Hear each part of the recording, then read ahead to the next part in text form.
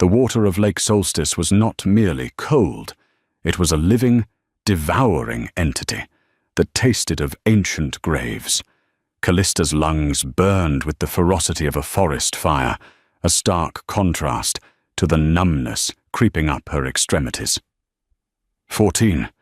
She had dragged 14 bodies onto the jagged shelf of the remaining ice. Her fingers were raw, the nails torn, bleeding into the white snow. But the count was wrong. One left. She dove back into the black abyss. The silence under the surface was deafening, broken only by the frantic thrumming of her own heart. Down in the gloom, a shadow sank, heavy, armored, resigned. She grabbed the fur of his cloak, her muscles screaming in protest, and kicked toward the fractured light above. Breaking the surface, she gasped, dragging the final weight onto the shore. It was only when the moonlight hit the silver embroidery on his drenched coat that the terror truly set in. This wasn't just a wolf. This was Theron, the Alpha King, the man who had exiled her mother, the tyrant who ruled with a heart of frost. And he wasn't breathing. The infirmary smelled of pine antiseptic and wet wool, a scent that would forever remind Callista Fire of the moment her life fractured. The chaos of the lakeshore had faded into a dull, throbbing ache behind her eyes. She sat on the edge of a narrow cot, a thick woolen blanket draped over her shoulders, her hands trembling around a mug of herbal tea that had long since gone cold. "You need to sleep, Callista," her father said. Eamon, the pack beta, paced the small room like a caged animal. He was a man of rigid lines and graying temples, a man who had spent his life bowing to power to keep his fragmented family safe. "The healers have treated your frostbite. The pack is calling you a saint." Callista let out a dry, humorless laugh. "A saint? For doing what any of us should have done?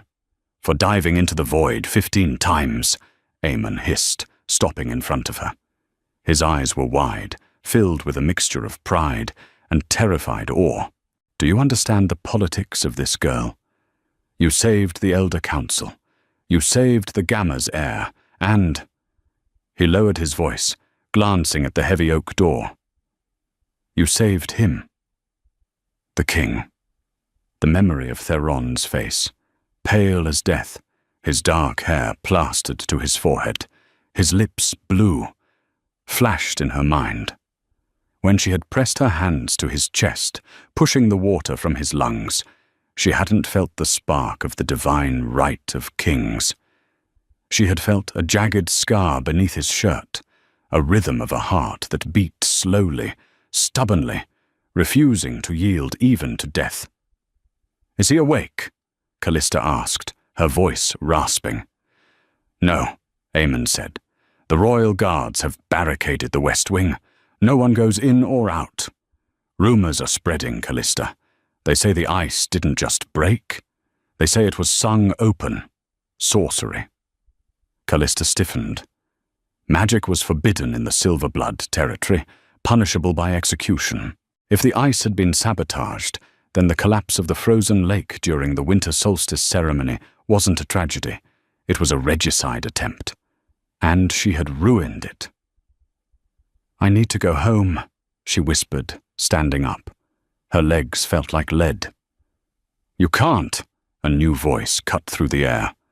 The door swung open.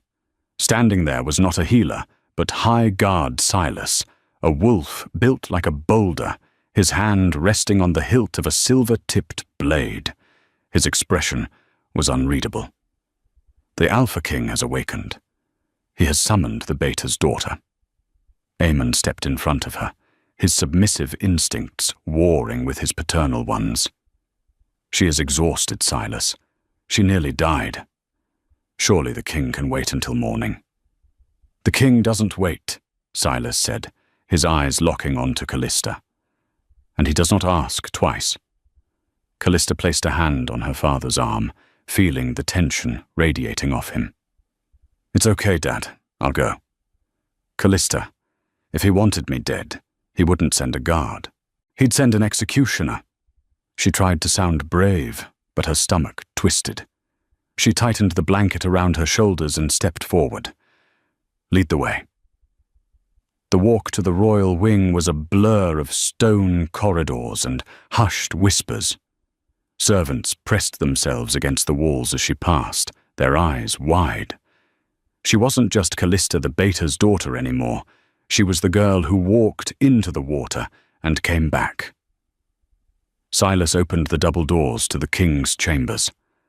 The room was massive, dominated by a fireplace, roaring with flames that did little to chase away the inherent chill of the stone.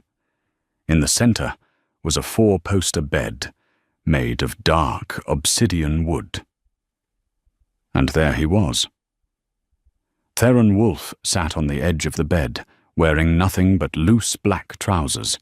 His chest was bandaged, the white linen stark against his sun-deprived skin. He looked nothing like the rumors, monstrous, beastly.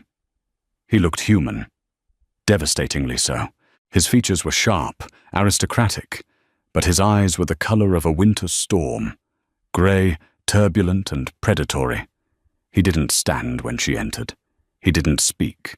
He just watched her, his gaze dissecting her layer by layer until she felt stripped of her blanket and defenses. "Close the door," Theron commanded. His voice was rough, like gravel grinding under a boot. Silas bowed and retreated, the heavy latch clicking shut with the finality of a prison sentence. Callista stood her ground near the entrance. She was a Beta's daughter, trained to lower her eyes, to bare her neck in submission, but the adrenaline of the lake still hummed in her blood. She met his gaze. "You summoned me, Alpha," she said. Theron tilted his head. "You are Aemon's girl, the one with the fire in her bloodline." "Callista," she corrected. "Callista." He tested the name, tasting it. He stood up slowly, wincing slightly as his bruised ribs protested. He was tall, looming over her as he crossed the room. The heat radiating off him was intense, a furnace in the cold room. "Tell me, Callista, why am I alive?" She blinked. "I pulled you out."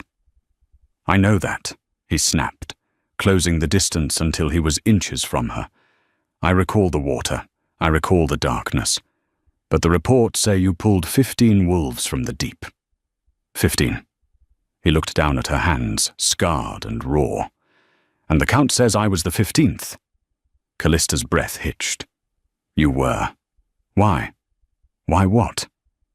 Why was I last?" Theron's voice dropped to a dangerous whisper. "Did you hesitate? Did you weigh the crown against the cold? Did you think perhaps that if you left me a moment longer, the Beta class might rise in the vacuum I left behind?" The accusation hung in the air, sharp as a knife. Callista felt a spark of anger ignite in her chest, burning away the fear. "I didn't know it was you," she lied. Theron's eyes narrowed. He took a step closer, invading her space, his scent, wood smoke and ozone, enveloping her. "Liar. Everyone knows my cloak. Everyone knows my scent. The water washes away scent, and the dark hides colors." She shot back, stepping into him rather than backing away. "And even if I had known, it wouldn't have changed the order." Theron froze. "Explain." "The first wolf was a pup, the Gamma's son. He had no fat to keep him warm. He would have died in seconds," Callista said, her voice steady. "The next were the elders. Frail. Weak. Then the mothers." She looked up at him, her chin high. "You are the Alpha King.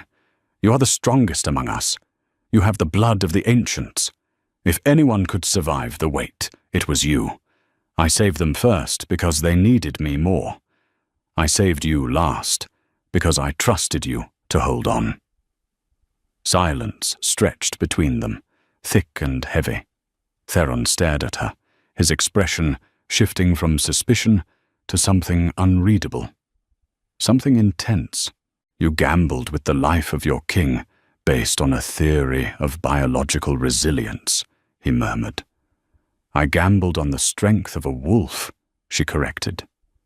Was I wrong?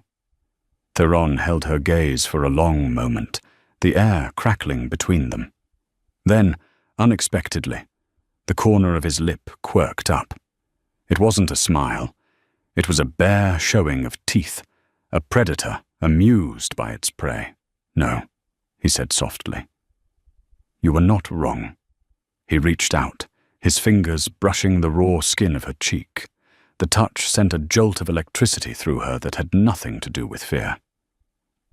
But now we have a problem, Callista Fire. You have saved my life. By the old laws, I owe you a debt. I ask for nothing, she said quickly. It doesn't matter what you ask. The debt exists. His face hardened again, the amusement vanishing. And because you pulled me from the water, you have made yourself an enemy of whoever put me in there. Callista went cold. You know who did it? I have my suspicions, Theron said, turning toward the window that overlooked the frozen, moonlit lake. The ice was cut, chemically weakened.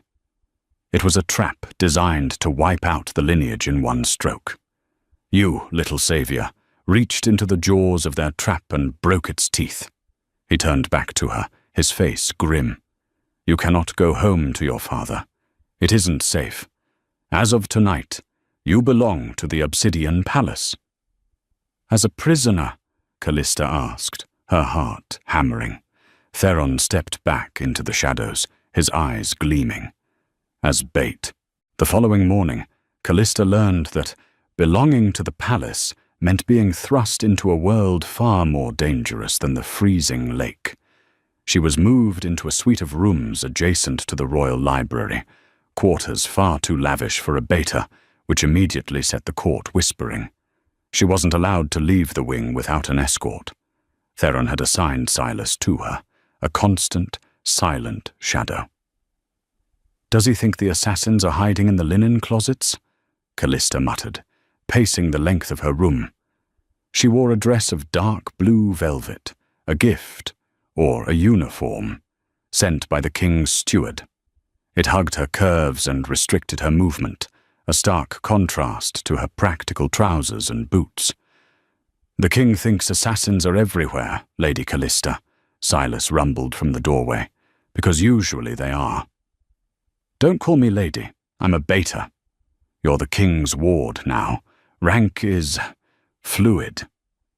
Before she could argue, the heavy oak doors swung open. A woman swept in, bringing with her the scent of expensive perfume and rot. It was Lady Vespera, the alpha female of the southern clans, a woman who had been vying for Theron's mate bond for years. Vespera was beautiful in the way a diamond is beautiful, hard, sharp, and cold. Her blonde hair was coiled in intricate braids, and her eyes were a piercing green. So this is the little mermaid, Vespera purred, circling Callista. She reached out, fingering the velvet of Callista's sleeve. Theron has sentimental taste, it seems, dressing up the help. I didn't ask to be here, Callista said, holding her ground. Oh, I'm sure, Vespera laughed lightly. Just as I'm sure you didn't mean to be the only one conscious enough to perform mouth-to-mouth on the king. Callista felt heat rise to her cheeks. I was saving his life. You were securing a position. Vespera leaned in close, her voice dropping to a venomous hiss. Listen to me, girl. Theron is a creature of war and blood. He may feel indebted to you now, but gratitude in a wolf is a fleeting thing. Hunger lasts forever. Don't mistake his protection for affection. When the culprit is caught, you will be discarded. If you're lucky, and if I'm unlucky, then you'll end up like the last girl who thought she could tame him. Vespera pulled back, flashing a brilliant, fake smile. Enjoy the velvet while it lasts. She swept out of the room, leaving a chill in the air that the fireplace couldn't touch. Callista sank onto the window seat. She looked out at the courtyard below. Soldiers were drilling, their breath pluming in the cold air. In the center of them stood Theron. Even from this distance, he was unmistakable. He moved with a brutal grace, disarming 2 guards simultaneously with a sweep of his leg and a twist of his torso. He paused, looking up. His gaze locked onto her window. He knew she was watching. The door opened again. "The king requests your presence for the midday meal," Silas announced. "Does he ever just ask?" Callista sighed. No. The dining hall was a cavernous space with a table long enough to seat 50, yet it was set for 2. Theron sat at the head, reading a scroll. He didn't look up as she sat down. "Eat," he commanded, gesturing to the spread of roasted venison and root vegetables. "I'm not hungry." Starving yourself won't make you harder to kill. It will just make you easier to drag away. Theron rolled the scroll and set it aside. "Vespera visited you." "She came to mark her territory," Callista said, grabbing a piece of bread and tearing it aggressively. "She thinks I'm trying to seduce you." Theron let out a short bark of laughter. It was a rusty sound, as if he hadn't used it in years. "Vespera thinks everyone is trying to seduce me because she cannot conceive of a world where power isn't the ultimate aphrodisiac." He looked at her, his eyes softening slightly. "Did she threaten you?" "Implicitly." "She is on the list of suspects," Theron said casually, cutting his meat. "Her clan specializes in alchemy, the chemical used to weaken the ice. It was a sulfur-based compound found in the southern mines." "So arrest her," Callista said. "Politics, Callista. I cannot arrest a clan alpha without concrete proof, or I risk a civil war. I need her to make a mistake. I need her to think she is safe, that I am distracted." "Distracted by what?" Theron pointed his knife at her. "You." Callista stopped chewing. "So I am a bait. You want them to think you're infatuated with me, so they attack me instead of you?" "I want them to think I am weak," Theron corrected. "That my near-death experience has made me soft, that I have chosen a low-born savior over a strategic political alliance. It will enrage them. Rage makes people sloppy." "You are using me," Callista whispered. The realization hurt more than it should have. "I am keeping you alive," Theron said, his voice hard. "The moment you pulled me from that water, you became a symbol. To the pack, you are a hero. To my enemies, you are a loose end. If I cast you out, you die tonight. If I keep you close, you might die. But I will be there to kill whoever tries." He stood up and walked around the table. He stopped behind her chair. Callista stiffened, feeling the heat of him against her back. He leaned down, his lips brushing her ear. "Trust me, Callista. I play a cruel game. But I do not lose." "And what happens when the game is over?" she breathed, her hands gripping the edge of the table. "Then we see if there is anything left of us to salvage." He walked away, leaving her trembling. She looked down at her plate. Next to the goblet of wine, there was a small, white flower. A snowdrop. It was the flower that grew on the graves of the innocent. A warning? Or an apology? 3 days passed in a blur of tension. The palace was a maze of sharp glances and whispered rumors. Callista was paraded around on Theron's arm during court sessions, playing the part of the favored ward. She hated it. She hated the way he touched the small of her back. Possessive, firm, yet confusingly gentle. She hated that her body reacted to it, a traitorous warmth spreading through her veins every time he was near. But mostly, she hated the fear in her father's eyes when she saw him across the room. Aemon wouldn't even look at her. On the fourth night, a blizzard struck the mountain. The wind howled against the stone walls of the obsidian palace, burying the world in white. Theron had called a private council in his study, the inner circle only. Vespera was there, along with the Gamma, Silas and Callista. Theron paced before the fire. "The alchemist who sold the sulfur has been found," he announced.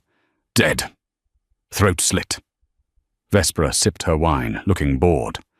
How convenient. A dead end. "Or a loose end tied up," Theron countered. He looked tired. The shadows under his eyes were deep.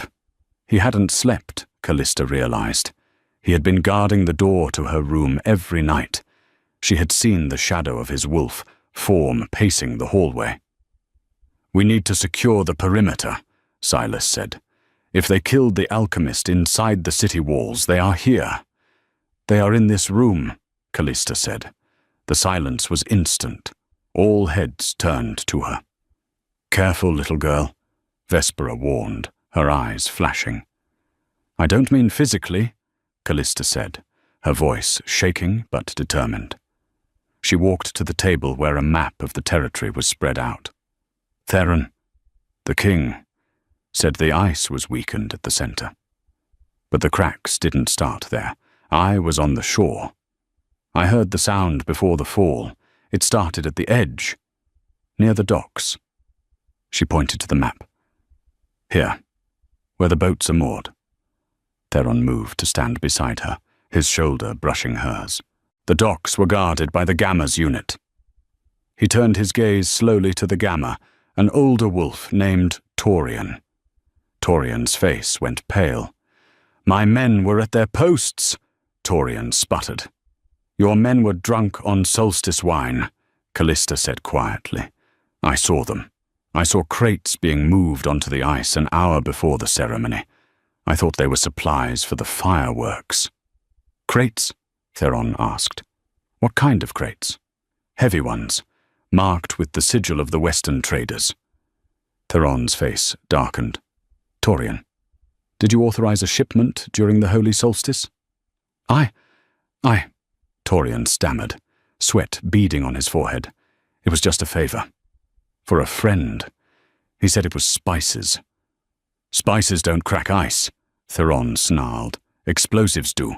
Sonic charges." "I didn't know." Torian fell to his knees. "Alpha, I swear." "Your incompetence nearly cost me my life," Theron said, his voice deadly calm. "And it cost the lives of 3 of our elders, who succumbed to the cold later." "Theron." Callista touched his arm. The muscle was rock hard, vibrating with the urge to shift, to kill. "He didn't plant them. He's just a fool. The one who sent the crates. That's who you want." Theron looked down at her hand on his arm. The red haze in his eyes receded, replaced by a strange clarity. He covered her hand with his own. "You have a sharp eye, Callista Fire." "A sharp eye sees what is hidden," Vespera interrupted, standing up. "But it also makes you a target." Suddenly, the glass window shattered inward. The blizzard roared into the room, carrying with it not just snow, but 3 dark figures clad in white leather, assassins, camouflaged against the storm. "Down!" Theron roared. He tackled Callista, shielding her body with his own, as a crossbow bolt slammed into the heavy oak table, exactly where she had been standing. Chaos erupted. Silas drew his blade, engaging the first assassin. Vespera shifted, her wolf form sleek and golden, tearing into the second. The third assassin lunged for Theron and Callista on the floor. Theron didn't have time to shift. He rolled onto his back, kicking the assassin in the chest, sending him flying into the fireplace. But the assassin was quick, scrambling out of the flames with a dagger gleaming with green liquid. Poison. Theron scrambled up, pulling Callista behind him. "Stay back!" The assassin lunged. Theron caught the wrist, the dagger inches from his eye. They struggled, a clash of strength and desperation. Callista looked around for a weapon. She saw the heavy iron poker by the fire. She grabbed it. It was heavy, hot to the touch. As Theron forced the assassin's arm back, Callista swung the poker with all her might, smashing it into the assassin's knee. The man screamed, his leg buckling. Theron used the opening to snap the man's wrist, driving the poisoned dagger into the assassin's own shoulder.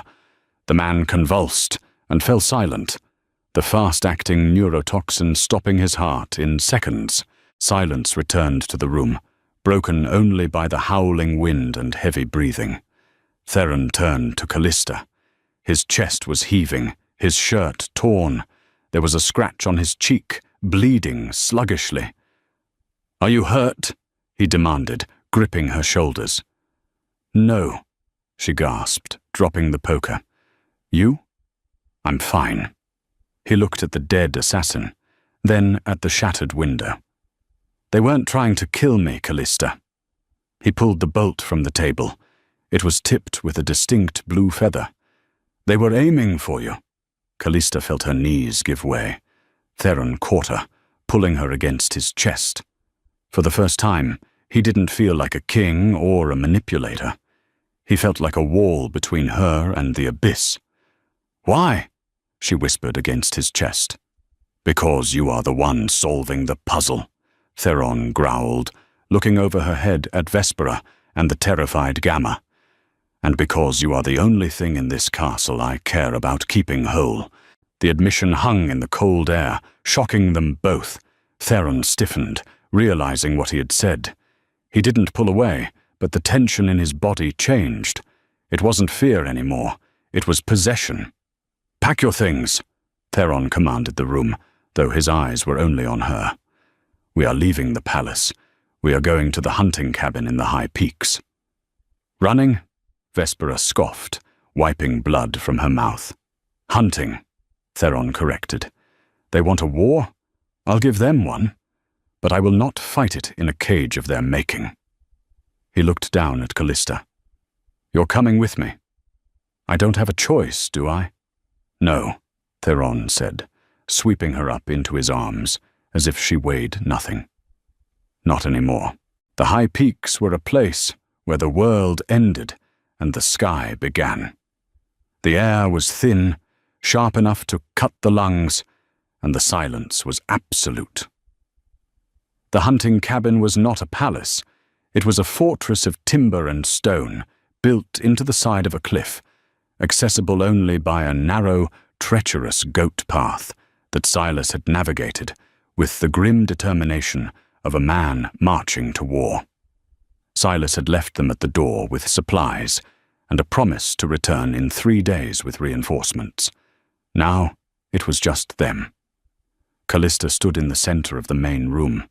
It was sparse. A stone hearth, a table, a few chairs, and a sleeping loft accessible by a ladder. The wind howled outside, a beast clawing to get in. But the fire Theron had built roared with defiant heat. "Stop standing there like a statue," Theron grunted. He was sitting on a bench, pulling off his boots. His movements were stiff. The fight in the library had taken more out of him than he admitted. The poison from the assassin's dagger, though neutralized, had left him pale. "I'm not a statue," Callista said, moving to the hearth to warm her hands. "I'm just wondering where I'm supposed to sleep. There is one pallet in the loft." Theron looked up, his grey eyes heavy. "I am the king. I take the pallet. You take the floor." Callista turned to glare at him, but the retort died on her lips when she saw him wince as he pulled his shirt over his head. The bandage on his ribs was fresh, but the skin around the older wound, the one from the lake, was angry and red, and his shoulder, where the assassin had grappled him, was bruising black and blue. "You're bleeding again," she said, her voice softening. "It's nothing. It's not nothing if you get an infection and die up here. I'm not digging a grave in permafrost, Theron." She walked over to the supply pack Silas had left and rummaged for the medical kit. Finding a jar of salve and clean linen, she knelt before him. "Let me see." Theron went still. For a man who commanded armies, he looked strangely vulnerable sitting there, half naked in the firelight. He watched her hands as she untied the bandages. "You have gentle hands for someone who swings a fire poker like a war hammer," he murmured. Callista focused on the wound, applying the salve. "My mother taught me to heal. My father taught me to fight." "Aemon taught you to fight?" Theron sounded skeptical. Aemon barely raises his voice. "Aemon taught me to survive," Callista corrected, her eyes meeting his. "He said that because I was born without the shifting ability, I had to be twice as fast and 3 times as smart as any wolf in the pack." Theron's hand shot out, gripping her wrist. Not hurting, just holding. "You can't shift?" "No. The gene skipped me. I'm human in everything but bloodline." She tried to pull away, shame heating her neck. It was the great failing of her life, the reason she was just the Beta's daughter and not a warrior in her own right. "That explains the water," Theron said, his voice low, thoughtful. A shifter in wolf form would have weighed too much to tread water for that long. A shifter in human form would have succumbed to the thermal shock faster. Your human metabolism. It saved you. It saved us. He brought her hand to his lips, kissing the scarred knuckles where the ice had torn her skin. Callista's breath hitched. The room suddenly felt very small. The fire crackled, popping loudly, but she couldn't look away from his eyes. They weren't predatory now. They were hungry, yes, but for something else. "You are not less, Callista," he whispered against her skin. "You are extraordinary." The kiss was a spark that landed in dry tinder. Callista didn't think. She moved. She leaned in, and Theron met her halfway. His lips were hot, demanding, tasting of wine and smoke. His hands moved to her waist, pulling her between his knees. The kiss deepened, becoming a desperate, consuming thing. It was an release of days of fear, of the adrenaline of the assassination attempt, of the confusing, tangled web of duty and desire. Theron groaned low in his throat, his hand sliding up her back, tangling in her hair. He pulled her flush against him, his skin burning through her thin shirt. For a moment, she forgot he was the king. She forgot the danger. There was only the heat of him, the hard planes of his chest, the way he made her feel like she was the only fire in a frozen world. He broke the kiss, resting his forehead against hers, both of them gasping for air. "This is dangerous," he rasped. "The assassins are outside," Callista whispered, her hand still resting on his shoulders. This feels like the only safe place." Theron closed his eyes, a look of pained restraint on his face. "If I take you to that pallet, Callista, I will not be able to let you go when the storm clears. You will be mine. Not a ward, not a savior. Mine. Maybe I don't want to be let go." Theron looked at her then, a raw intensity in his gaze that shook her to her core. "You don't know what you're asking. To be with me is to have a target painted on your back for the rest of your life." "I think the target is already there, Theron." He stared at her for a heartbeat longer, then let out a ragged breath and pulled her back in. This time he didn't stop. He carried her up the ladder to the loft, the firelight casting long shadows against the timber roof. That night, the blizzard raged outside, burying the world in white silence. But inside the cabin, the ice around the Alpha King's heart finally shattered. Morning brought a blinding, brilliant sun that reflected off the snow with painful intensity. Callista woke alone in the loft. The pallet was cold beside her, but the smell of brewing coffee drifted up from below. She stretched, her body aching in new, pleasant ways, memories of the night flooding back. A blush warmed her cheeks. She quickly dressed and climbed down the ladder. Theron was sitting at the table, fully dressed, sharpening his sword. The domesticity of the scene was shattered by the look on his face. It was stone, cold, impenetrable stone. "Theron?" He didn't look up. "Silas is back early. He brought news." Callista looked at the door. It was unbarred. Silas must have come and gone while she slept. "Is it bad?" "It is catastrophic." Theron stood up, sheathing the sword with a violent snap. He walked to the window, keeping his back to her. The interrogation of the assassin's contact in the city yielded a name. The one who paid for the sulfur, the one who provided the schedule of the patrols so the crates could be moved. A knot of dread formed in Callista's stomach. Who? Theron turned slowly. His eyes were devoid of the warmth from the night before. They were the eyes of a judge pronouncing a death sentence. Aemon. The world tilted. Callista grabbed the back of a chair to steady herself. "No, that's a lie." "Is it?" Theron threw a leather satchel onto the table. It slid across and hit the edge. "Silas found this hidden under the floorboards of your father's office. Inside are letters from the Western traders, bank drafts, and a detailed map of the lake's stress points." Callista ripped the satchel open. Her hands shook so hard she could barely hold the papers. She recognized the handwriting immediately. The looping L, the sharp T. It was her father's script. Payment received. The king falls at solstice. "No," she whispered, the paper crumpling in her fist. "He wouldn't.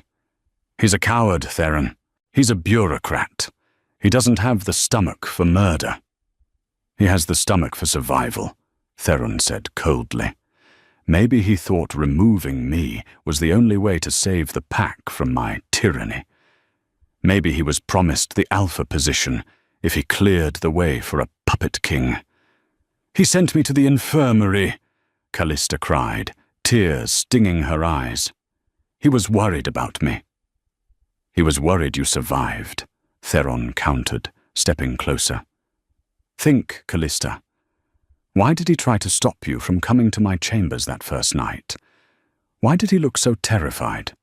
Not because he feared for your virtue, but because he feared what you might say. What you might have seen." "Stop it!" She covered her ears. "He's my father!" "He is a traitor!" Theron roared, the sound shaking the small cabin. "And by the laws of the silver blood, the family of a traitor shares their fate." Silence crashed down on the room. Callista looked at him, her heart breaking. "Are you saying you think I knew? That last night was what? An interrogation?" Theron's jaw worked. He looked away, unable to hold her gaze. "I don't know what to think. You are his daughter. You live in his house. How could you not know he was planning regicide?"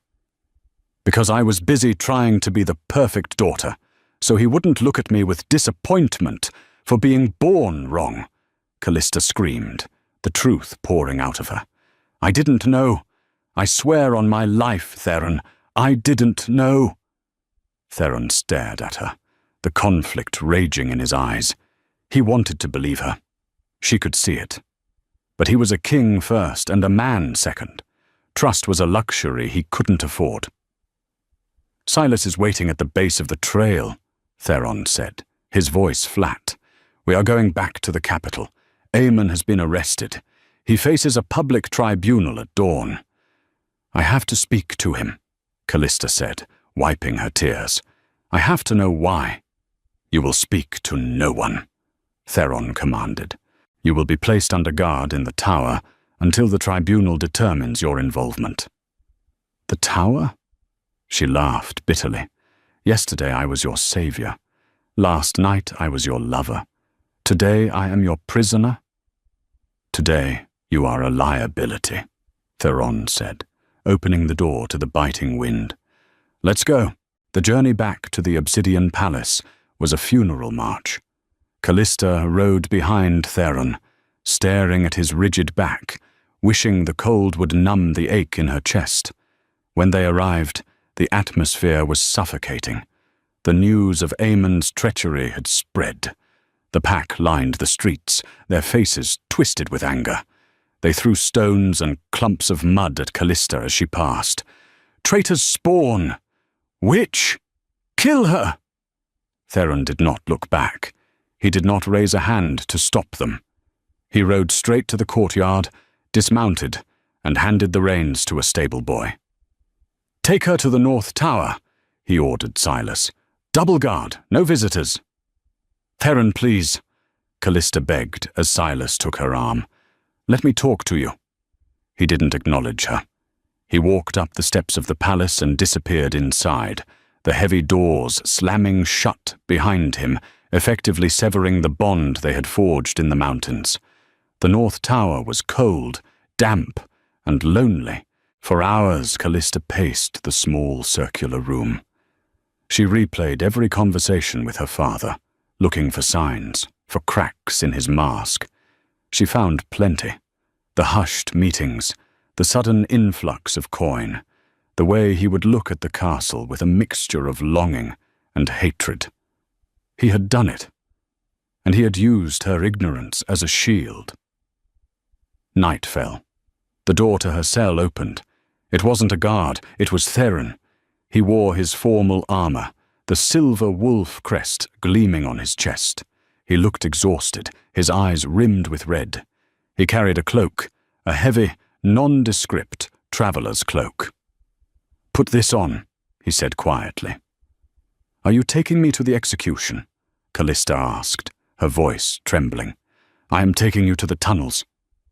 "What?" Theron crossed the room and grabbed her shoulders. "Listen to me closely, because I will only say this once. The council has already voted.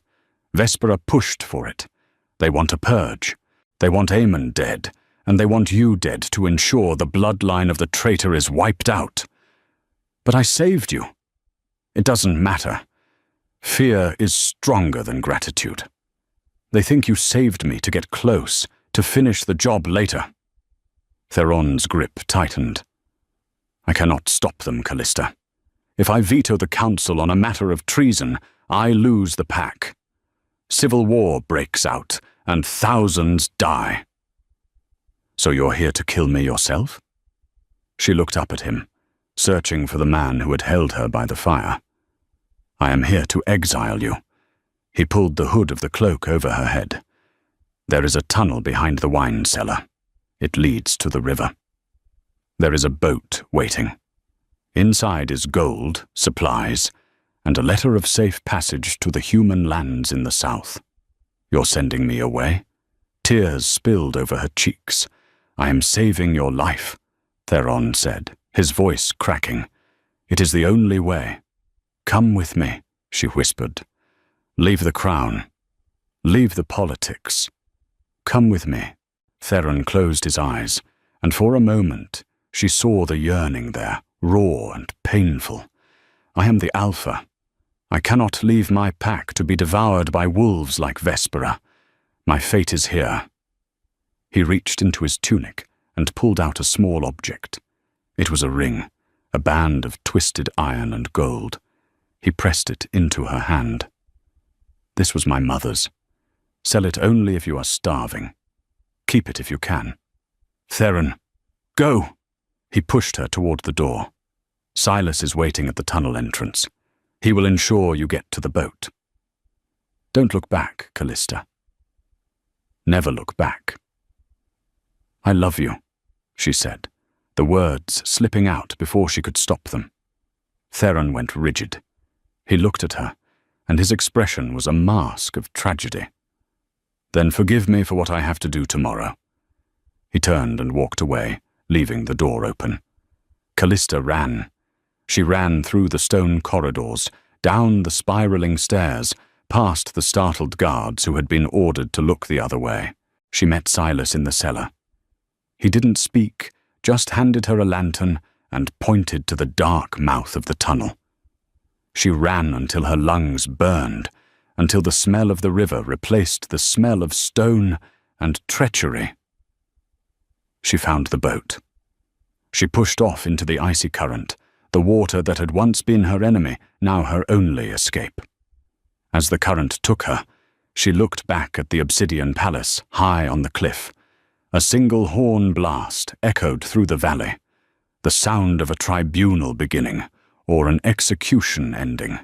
She clutched the ring to her chest and sobbed, drifting into the darkness, a girl without a father, without a home, and without the king who had broken her heart to keep it beating.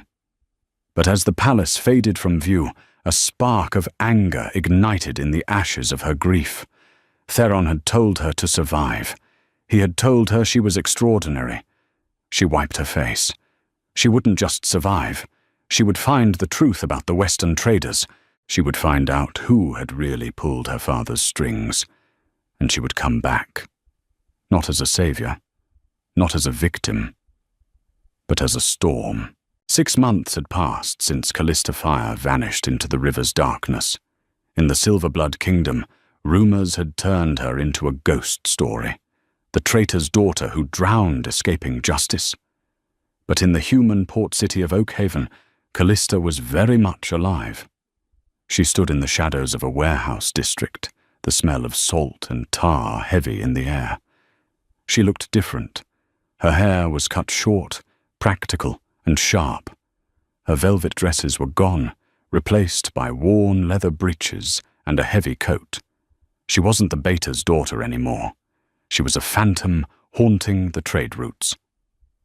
"You're sure this is the shipment?" she asked, her voice low. Beside her stood an old dock worker. She had patched up a week ago after a crane accident. He nodded nervously. "Aye, miss. The Gilded Serpent. Arrived from the southern clans this morning. They say it's carrying grain, but the crates are too heavy." Callista slipped him a silver coin, earned from selling herbal remedies, not Theron's ring. That ring still hung around her neck, a heavy reminder of the promise she had made to herself. Come back as a storm. She waited until the moon was obscured by clouds before slipping past the guards. Her lack of a wolf scent was her greatest weapon here. She was invisible to their noses. She moved through the warehouse, checking crates until she found them. The sigil of the Western traders was burned into the wood. She pried one open. It wasn't grain, it wasn't spices, it was weaponry. High-grade steel stamped with the crest of the southern clans, and vials of the same volatile sulfur compound that had cracked the ice at Lake Solstice. And there, tucked into a manifest pouch, was the smoking gun. A letter of credit authorizing the purchase of mining supplies for the destabilization of the Northern Throne. It was signed not by a proxy, but with a wax seal. A seal depicting a viper coiled around a rose. "Vespera. Got you," Callista whispered. Her father, Aemon, had been a pawn. He had taken payments, yes, likely blackmailed or tricked into thinking he was funding infrastructure, but the architect of the regicide was Vespera. She had orchestrated the ice collapse to kill the council and Theron, intending to swoop in as the grieving, capable leader of the strongest remaining clan. When Callista had saved Theron, Vespera had pivoted, framing Aemon to clear the board and isolating the king. Callista shoved the documents into her tunic. She had the proof. Now she just had to survive the journey back. As she turned to leave, a hand clamped over her mouth. She didn't panic. She drove her elbow back into a soft gut, spinning and drawing the small dagger she now carried. "Easy, easy, girl." It wasn't a guard. It was Silas. Callista froze, the blade an inch from his throat. The high guard looked ragged, his armor scuffed, his beard overgrown. He looked like a man who had been hunting for a ghost. "Silas," she breathed, lowering the weapon. "Did he send you to kill me?" "He sent me to find you," Silas grunted, rubbing his ribs, "though he didn't expect you to be breaking into a smuggling ring." "Why?" "Because he's losing, Callista." Silas's face was grim. Vespera has tightened the noose. The council has declared that for the safety of the realm, the Alpha King must mate with an alpha female to produce a strong heir. The wedding is in 3 days. Callista felt the blood drain from her face. He agreed. He stalled. For 6 months, he has stalled. But he is out of time. He told me to find you and give you this. Silas reached into his pocket and pulled out a pouch of gold. He wants you to disappear further, across the sea. He says it's not safe on this continent anymore. Callista looked at the gold, then at the manifesto in her pocket. She felt the weight of Theron's ring against her heart. He was trying to save her again. He was sacrificing his happiness, his freedom, to keep her safe. She slapped the gold out of Silas's hand. The coins scattered across the dock like falling stars. "Tell me you have horses," she said, her eyes blazing with a fury that made the large wolf flinch. Yes. 2. Good. Callista tightened her belt. "We ride for the Obsidian Palace. I'm not going across the sea, Silas. I'm going to a wedding." The great hall of the Obsidian Palace was draped in banners of black and gold, the colors of House Wolf combined with the Southern Viper. It looked less like a wedding and more like a coronation of conquerors. Theron stood at the altar. He wore the ceremonial white furs of the Alpha, but he looked like a man walking to the gallows. His face was gaunt, his eyes hollow. The fire that Callista had ignited in him at the cabin was gone, replaced by a cold, dead ash. Beside him, Vespera was radiant. She wore a gown of shimmering gold scales, her smile triumphant. She had won. The beta was dead, the king was broken, and the crown was hers. The high priest raised his hands. "We gather under the gaze of the moon to bind these 2 bloodlines, alpha to alpha, strength to strength." The crowd was silent. The pack did not look happy. They looked fearful. The purge following Aemon's execution had been brutal. Anyone who questioned Vespera's influence had disappeared. "Do you, Theron Wolf, accept this union?" the priest asked. Theron looked out at the sea of faces. He opened his mouth to speak the words that would seal his fate. Boom! The heavy double doors of the great hall didn't just open, they were thrown wide with a force that shook the stone. Every head turned. Standing in the doorway was not an army. It was one woman. Callista was dressed in red, a deep, blood-red gown she had stolen from a merchant's caravan on the road. It was torn at the hem, stained with mud, and she wore men's riding boots beneath it. She looked wild. She looked magnificent. "I object," her voice rang out, clear and unwavering. A gasp rippled through the room. "Callista," Theron whispered. The name was a prayer. Life rushed back into his eyes, sudden and violent. "Seize her!" Vespera shrieked, her composure shattering. "She is a traitor, a ghost. Kill her!" Guards rushed forward, but Silas stepped out from behind Callista, his sword drawn. "Stand down!" he roared with the authority of the High Guard. "By the right of the challenge, let her speak."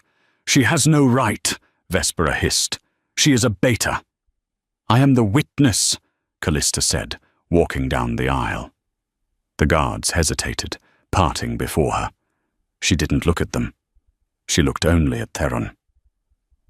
"I am the witness to the crime that nearly killed our king." She reached the altar and threw the bundle of documents onto the stone floor. The manifest spilled open. The letter with the viper seal lay exposed for the council elders to see. Vespera didn't just capitalize on the tragedy, Callista declared, her voice rising. She engineered it. She bought the sulfur. She hired the assassins, and she framed my father to cover her tracks. Vespera turned pale, then red. "Lies!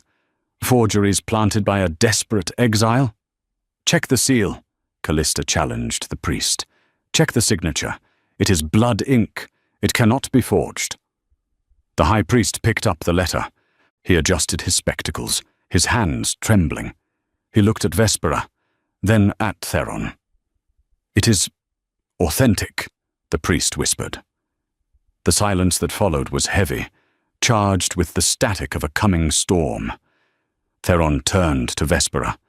The look on his face was terrifying. It wasn't rage, it was absolute, icy clarity. "You killed my people," he said softly. "You killed Callista's father." "I did what was necessary," Vespera screamed, backing away. "You were weak. You were ruling with mercy. The pack needs strength." "The pack needs loyalty," Theron roared. The sound ripped through his human form. Bones cracked, fur sprouted. The transformation was instantaneous, fueled by months of suppressed fury. A massive black wolf stood where the king had been. Vespera didn't cower. She snarled, her own form shifting. A golden, sleek wolf, smaller but faster. "Kill them all!" Vespera's wolf howled, a mental command that went out to her loyal southern soldiers disguised as guests. Swords were drawn. The wedding turned into a war zone. Chaos erupted. The great hall became a kaleidoscope of steel and fur. Theron lunged for Vespera, a clash of titans that sent the altar crashing down. Callista ducked as a southern soldier swung a mace at her head. She rolled, grabbing a discarded ceremonial spear. She wasn't a shifter, but she had learned to fight in the alleyways of Oak Haven. She drove the spear into the soldier's foot, then slammed the hilt into his temple as he fell. "Get to the king!" Silas yelled, cutting a path through the melee. Callista scanned the room.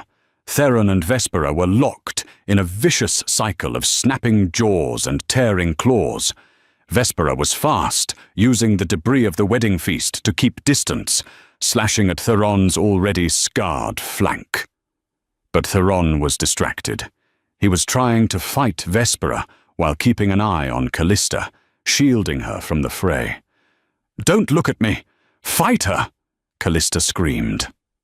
Vespera saw the distraction. She feinted left, then lunged, not at Theron but at a supporting pillar. She slammed into it with earth-shattering force. The heavy stone brazier hanging above wobbled and fell, aiming straight for Callista. "Callista!" Theron roared, throwing himself human shield, or wolf shield, over her. The brazier crashed down, burying them both in a cloud of dust and hot coals. The fighting stopped. Even the southern soldiers paused. "Theron!" Callista coughed, pushing the debris aside. The great black wolf lay still, pinned under the iron rim of the brazier. He was breathing, but barely. Blood matted his fur. Vespera stood over them, shifting back to her human form. She was naked, covered in blood, panting triumphantly. She picked up a sword from a fallen guard. "How poetic!" she spat. "Dying together in the ashes." She raised the sword to deliver the killing blow to the unconscious king. Callista looked at Theron. She looked at the ring on the chain around her neck. She looked at the fire still burning in the overturned brazier, come back as a storm. Callista didn't scream. She didn't beg. She grabbed a handful of the volatile sulfur powder she had confiscated from the crates, the pouch she had kept on her belt. "Hey, Vespera!" The alpha female looked down. Callista threw the powder into the smouldering coals between them. Foom! A blinding flash of white-hot chemical fire erupted. It wasn't an explosion large enough to bring down the hall, but it was bright enough to blind sensitive wolf eyes. Vespera screamed, dropping the sword and clutching her face, blinded by the sudden flare. Callista didn't hesitate. She scrambled over the debris, picked up the fallen sword. Heavy, far too heavy for her, but lifted by pure adrenaline, and swung. She didn't aim to kill. She aimed to disarm. The flat of the blade cracked against Vespera's knee, shattering the bone. Vespera collapsed, howling in pain. Callista stood over her, the sword point resting on Vespera's chest.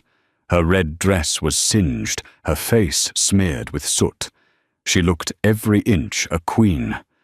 "Yield," Callista commanded. Her voice didn't tremble. Vespera squinted up at her, pain and shock warring on her face. A beta. She had been bested by a beta. Yield!" Vespera gasped. The silence returned to the hall. Behind Callista, the rubble shifted. Theron limped out from the wreckage. He shifted back to human form, naked and bleeding, but standing tall. He looked at Vespera, broken on the floor. Then he looked at Callista. He didn't look at her with gratitude. He looked at her with awe. He walked over, took the sword gently from her shaking hands, and tossed it aside. Then, in front of the council, the southern clans, and the entire court, the Alpha King fell to his knees. Not from injury, but in devotion. "You saved me," he whispered, pressing his forehead against her stomach. Again, Callista wove her fingers through his hair. "I told you, Theron, I don't leave things unfinished." The snow had melted from the peaks of the Silverblood territory, replaced by the blooming wild flowers of spring. The obsidian palace was no longer a place of fear. The windows had been repaired, letting in the light. Callista stood on the balcony, watching the lake below. It was blue now, calm and serene. Thinking about the water? Theron stepped up behind her, wrapping his arms around her waist. He looked healthier, the shadows under his eyes gone. He wore a simple tunic, the heavy crown left on a table inside. "I was thinking about the Count," Callista smiled, leaning back into him. 16. 16? I saved 15 wolves that night, but I think in the end, I saved myself too.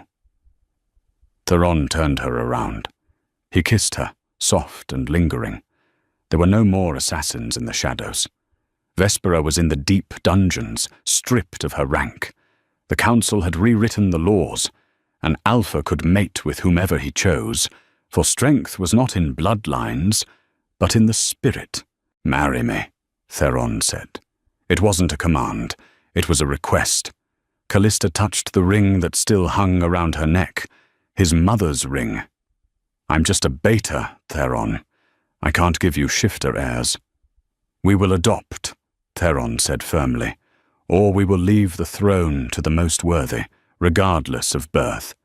But I will not rule another day without you by my side. You are my mate, Callista, my equal, my storm."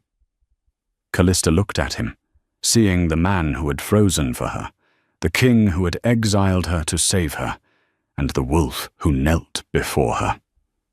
"Yes," she whispered. Fate, it seemed, was not written in the stars or the ice. It was written in the choices we make, to dive into the dark, to forgive the unforgivable, and to love without permission. If you enjoyed this story of forbidden love, betrayal, and a heroine who saves the hero, please like, share, and subscribe for more dramatic romances. Let me know in the comments, would you have forgiven the king?